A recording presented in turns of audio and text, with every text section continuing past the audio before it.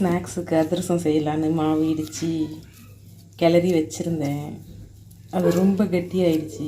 கொஞ்சமாக தண்ணி ஊற்றி தண்ணி தெளித்து இவ்வளோ கெட்டியாயிடுச்சு பாருங்க. ஒரு 100 கிராம் அரிசி 100 கிராம் வெல்லம் போட்டு இடித்து கிளறி வச்சுருந்தேன். அது ரொம்ப அழுத்தமாகிடுச்சு. இதுமாதிரி அழுத்தமாகிடுச்சுனாக்கா நம்ம பயப்பட வேண்டியதில்லை. லேசாக தண்ணி தெளிச்சுட்டு பிசைஞ்சோன்னாக்கா இது மாதிரி இலக்கமான மாவு வந்துடும். ஒரு நல்ல பதமாக இருக்கும் பாருங்கள். இது மாதிரி கிடச்சிரும். இதை விட சின்ன சின்ன உருண்டையாக எடுத்து தட்டி அதிரசம் செய்வேன் இன்றைக்கி ஸ்நாக்ஸுக்கு.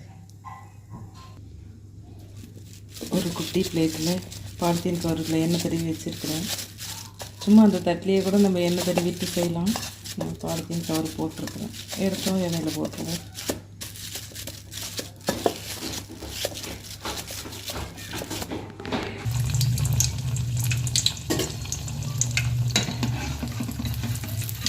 எண்ணெய் கொஞ்சம் மிதமான சூட்டில் தான் இருக்கணும். அப்போ தான் உள்ளார வெந்து வறுக்காமல் நல்லா உப்பி வந்துருக்கு. இன்னும் கொஞ்சம் சேர்ந்தது இன்னொரு திருப்பி எடுத்துடணும்.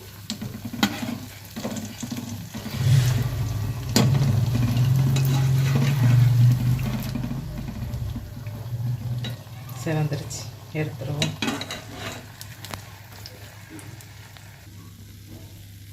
எடுத்தாச்சு.